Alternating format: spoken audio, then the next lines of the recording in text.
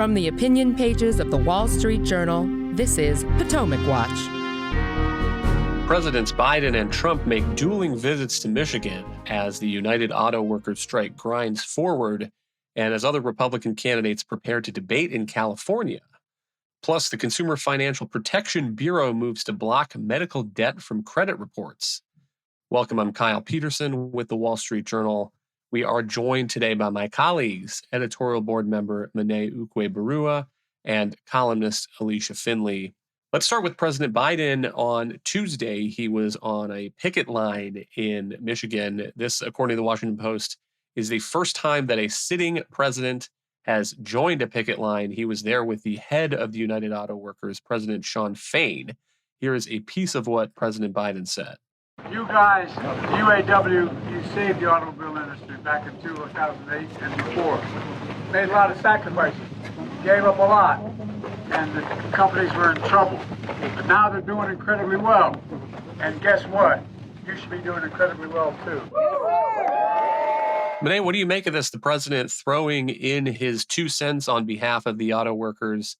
And is there any sign yet of a breakthrough, perhaps, in these strike talks? Well, on the one hand, it is surprising to see, as the Post put it, a sitting president go to the picket lines. There's a longstanding norm of presidents and elected officials in general not getting directly involved in labor disputes. And that's because generally the idea was to let the companies and the workers sort it out between themselves. But of course, on the other hand, there couldn't be anything less surprising than Joe Biden joining the picket line, because in general, the Democratic Party has aligned itself with labor. And specifically, Joe Biden has always cast himself as a tribune of the working man. He was very involved in sorting out the Detroit bankruptcies after the global financial crisis, spent a lot of time in Detroit talking with the executives of those companies and convincing, as he alluded to, the auto workers to take certain concessions for the sake of putting their employers on a better footing with the aid of federal money to potentially survive that collapse. And so it's not surprising, again, to see Joe Biden now saying that those concessions now need to be reversed, which is exactly what the United Auto Workers are asking for in this strike. They want to return to defined benefit pensions. They want to go to a 32-hour work week. They want to get about a 36% raise over the 4-year term of the contract that's coming. And it doesn't really cost Joe Biden anything to say, I'm on your side. He thinks it's something that's going to win him the support of the unions. The United Auto Workers has yet to endorse him because they've been waiting for him to weigh in on their side. And Joe Biden also thinks that it's something that's going to bring him votes from the working class across the country if he shows that he's willing to stand with the workers here. And so he's breaking a longstanding precedent, but it's a pure political calculation on his part. President Trump, for his part, is skipping tonight's Republican primary debate at the Ronald Reagan Presidential Library in California. He will be in Michigan giving a talk to about 500 former or current union members, according to the Detroit Free Press write-up. Alicia, any guesses as to what the president plans to say there to them? Well, I think he's probably going to say what he's been saying, that the Biden administration's EV mandates are terrible for workers and they're going to result in jobs being outsourced to China. And, there is a sliver of truth to that. And actually, I just want to go back and recall in 2021, there's a little bit of irony. You had the executives at the big three automakers, and this was, again, August 2021. You had Jim Farley, Mary Barra, and Mark Stewart, alongside the then UAW president, and President Biden announced the emissions standards. And at that point, the EPA was proposing that about 40 to 50% of automaker sales in 2030 would have to be EVs. And all the automakers were clapping, praising the administration for being ambitious, as was the UAW, by the way. So they were actually very supportive at that point.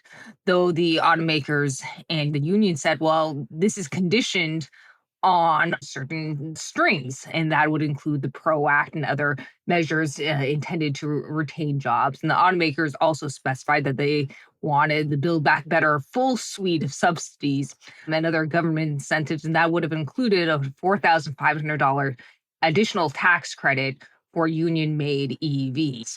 Now, what ended up happening is that they didn't get the $4,500 tax credit, right?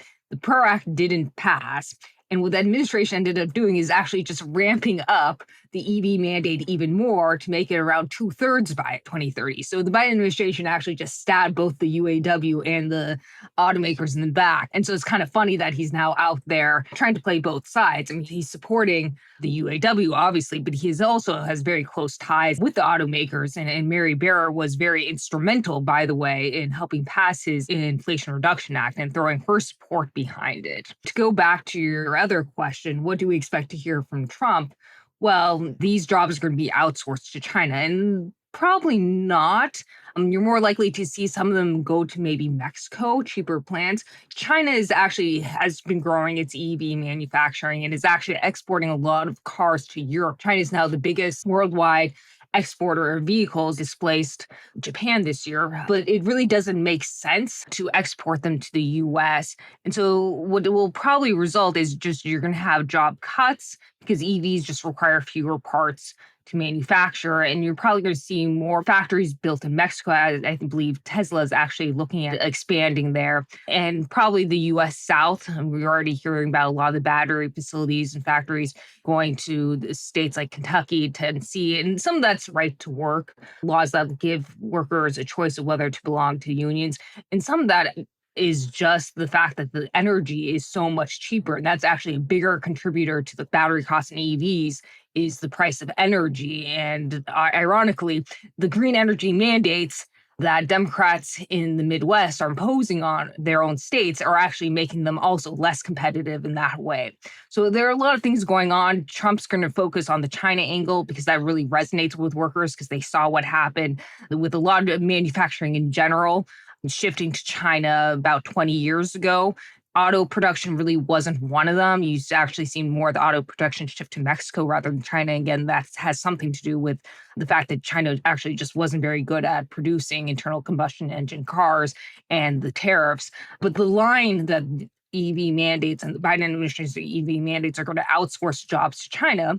Again, it's very politically potent. And to the extent that there's some truth in it, I would just point out that a lot of the minerals are currently being, refined in China. Now, the Inflation Reduction Act includes a number of provisions to try to condition the tax credits on those being made in the U.S., though the administration has also kind of eased those requirements to allow the Chinese minerals to count nonetheless. So I think that's what we should probably expect from Trump. And, one other thing I'd point out that I thought was interesting in one of our news site stories was that Trump has actually garnered much more donations from UAW workers than Biden. And so I think that's also one of the reasons why Biden went to Michigan is because he's actually trying to shore up his support there because he knows it's being eroded. President Trump, as the polling leader in the primary, will be a subject of the Republican debate, even if he's not up on stage. But to that point, we have a question here from a listener, James. He says, I'd love your opinion on the feasibility and advisability of having live reactions to Donald Trump's union speech from the participants of the debate. Could and should the RNC moderating team play clips from the speech and get the candidates' response as a way to punish non-attendance and counter-programming?